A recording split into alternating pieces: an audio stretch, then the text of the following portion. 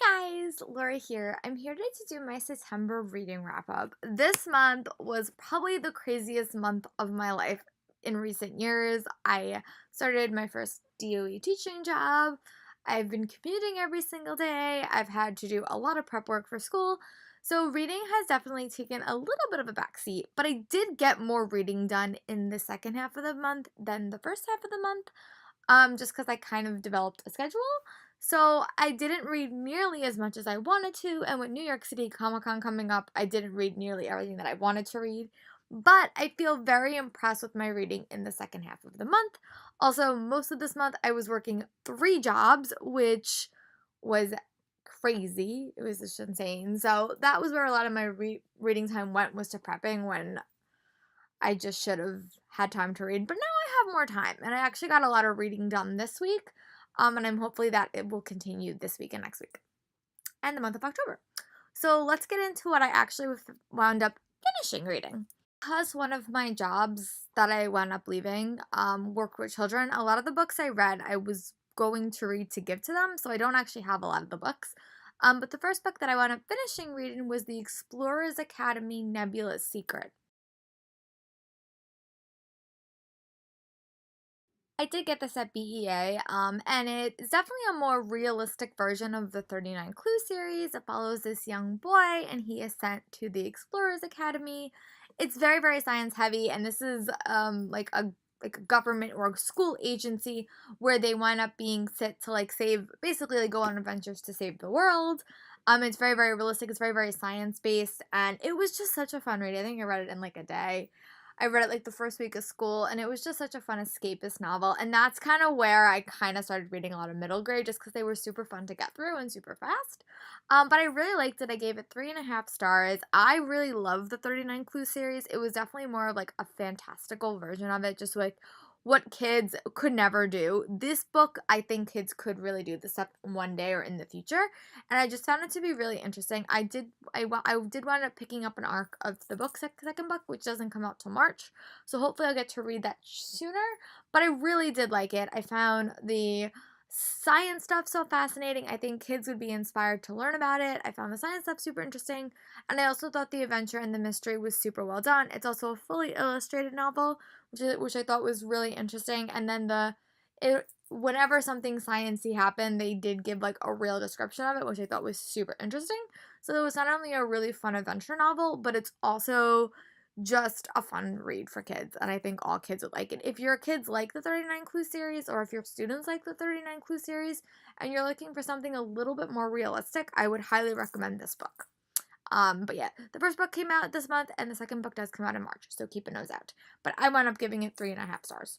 The next book was actually a super fast listen, and that is the first ever Nancy Drew book, The Mysteries of the Old Clock. I wound up listening to it on a train ride, over the course of 3 days on my iPod, and I found it to be super fun. I really like those books. I wish that my library had more of them, but I did wind up picking up book 2 from the thrift store. But I just liked it. I thought that it was just a really fun mystery. I really like Nancy as a character, and I just enjoyed the story. I thought that it was obviously reading it now, it was could be a little bit dated, but I did really like Nancy as a character. I liked how she solved the mystery. And I hope to read more of them in the future, because it was definitely a fun listen, and it just was a fun mystery. I was really in the mood for mysteries, and that was the perfect quick read that I needed. The next book that I wound up completing was The Echo Room by Parker Peephouse. I did get this from BEA, and this is from Tortine. I actually found this book to be super compelling. It was basically a mix between The Maze Runner and a psychological mystery, but it definitely had massive hints of the Maze Runner in it, and I just really found it compelling. It basically follows these 2 characters that are stuck in a location, and you keep getting jumped back in time. A situation keeps happening, and then you keep restarting the situation. And it follows a male lead, and there is also a girl character in it. And I love books like this with the male protagonist, because normally it's always the lead is the girl, and I just found it to be really interesting. I definitely like the first half of the book a lot better than the second half of the book, but I really found it to be super compelling. It was a super fast-paced read. I read this during the first half of the month, which means I probably could have read it a little bit faster, but I was doing teacher prep work like literally every single night. But overall, I really liked it. I gave it like 3.5, 4 stars. It was just fun, and I really would be curious to see if she writes anything in the future. I know I don't know if it's a boy or a girl, to be really honest with you. But I know that I have a collection of short stories written by this author that I'm really excited to read. I still have it in my shed. I got it from BEA, New York City Comic Con a couple of years back. But I actually really like this, and I love the male lead in this, and it was a fun mystery, I'll say that. And I would highly recommend, if you liked books like The Maze Runner, that you check it out as well. Another book that I had to read for another tour that I got this month was Dare You to Lie. And here's a picture.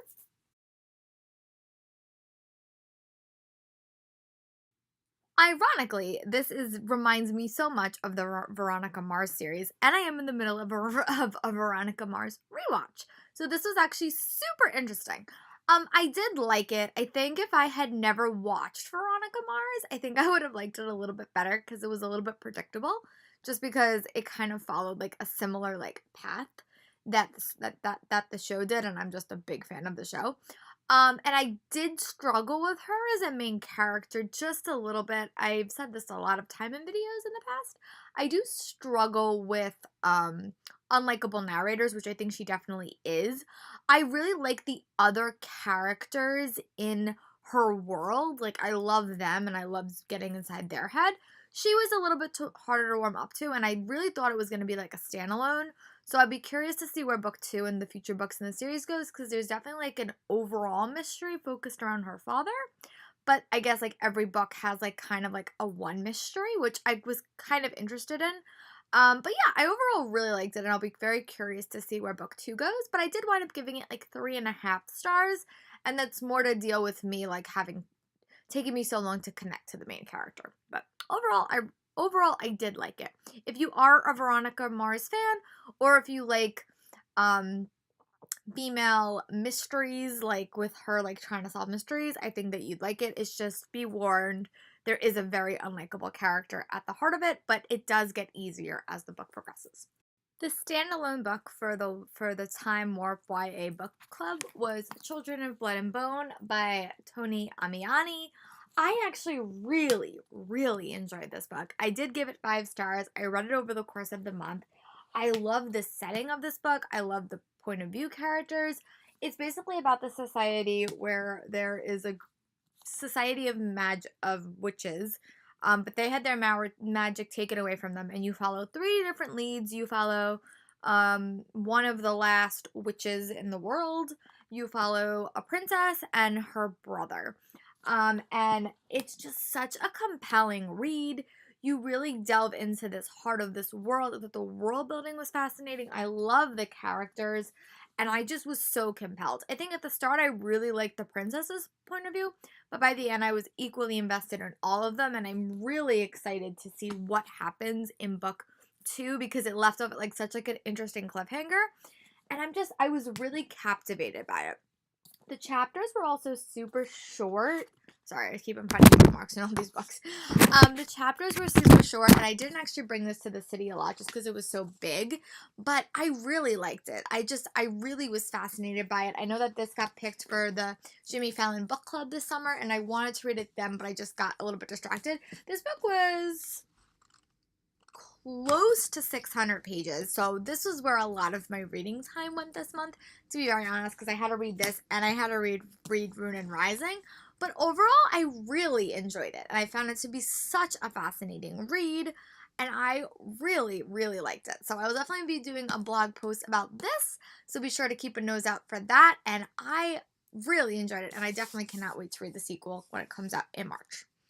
One of the little girls at the gym really wanted me to give her this book, and I don't know if I'm going to wind up seeing her, but I did wind up finishing it, so hopefully I can find a way to get the book to her. But I did wind up finishing Part of Your World, A Twisted Tale by Liz Brashwell. I really like this. I loved floating back to this world. It basically is a twisted tale. She writes a bunch of these. I think she has one for just about every single fairy tale character that's out there. but this is what if Ariel had never defeated Ursula. The reason I like this book so much is it didn't just focus on Ariel, but it focused on Eric. And normally when you get books like this, it just focuses on the princess's story, but this really focused on every single character, and I just really enjoyed it. I was super impressed by it. I gave it 4 stars. I loved all the characters that we got to see, getting inside their heads. I thought that the whole plot was super interesting, and I just really liked it. And this is kind of when I kind of was like, I just wanted something fun to read, and it was something so easy, and this was probably the thing that broke my reading slump, because it was just something familiar to me, and I really enjoyed it. And I just found it to be super fun. I definitely want to read the other ones. I have a couple on my shelves and a few on my Kindle, so keep a nose out, and they might pop up in some other reviews upcoming. But I overall really like this and gave this book 4 stars. As you guys know, the Time Warp YA book club that I run has chosen the Grishaverse as the first series that we are tackling, and I did wind up finishing Rune and Rising. Overall, I really like this series. I thought that the relationship between Mal, the Darkling, and Alina was super fascinating. This book was definitely my favorite of the series. I would even say that I gave this book 5 stars. I was super impressed with this book. I thought that it really took the hero trope and the hero journey and kind of turned it on its head. And I know a lot of people like the Six of Crows duology a lot more, and I think I probably will too. But I love the world in this so much. And I'm just really excited to see what's going on next, what happens in the next couple books. Nikolai in this book was epic and amazing. I loved him so much. I cannot wait to see what happens in King of Scars, which I'm definitely going to be reading. So yeah, I really like this book. I will probably do a full series review when I finish everything, so keep a nose out for that. I'll probably do that like around December. But overall, I really like this book. Gave it 5 stars. If you have not read the Grishaverse, I don't know what you've been doing with your life, but then again, I just read it this month too. But I overall really liked it and highly recommend that if you have not checked out the Grishaverse, that you do. There is some really fun quotes in this that now I actually understand. I really like this series, and I'm excited to see what Lee Bardugo does next in Six of Crows. The next book is another October arc, and that is The Dark Deep by Ali Kandi and Brendan Reich. And I have been dying to binge watch Stranger Things, and I just don't have the time right now. So this was the perfect substitute. Basically follows these group of characters, and one day they are trying to fly something, and it winds up getting lost because of a very, very big jerk.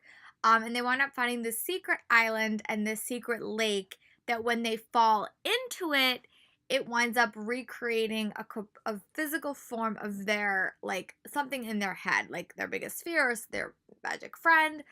And it starts out fun and exciting, and then it gets a little bit dangerous. And it was just the perfect mix of adventure, mystery, and horror for the middle grade set. I've always said Stranger Things is an awesome TV show, but it is not for kids. This book is for kids. And I thought that it was super well done. The world building was great. I love the 2 point of views. I love both authors writing it. I'm pretty sure that Nico was written by Brandon and Opal was written by Hallie. But overall, I love this book. I'm so happy it's going to be a new series. I read it in like less than 2 days. I will have my review up in later next week probably. But overall, I just love this book a lot, and I'm really excited to see where book 2 goes. And I think that this would be a perfect read for the fall and right around Halloween. So be sure to check that out as well. The last book that I wound up reading or finishing in the month of September was Contagion by Erin Bowman. This is a science fiction adventure novel. It basically follows this cast of characters, and they are sent to find out what happens to the space experience that is going on. You follow a bunch of different characters. I definitely felt more invested in a couple of the point of views, and some of them kind of rushed together in my head, but I definitely love the mystery elements, and I definitely love the political elements, and I did love the cast of characters. It had like hints of like Zenith or hints of Heart of Iron. Definitely had Illuminate elements as well.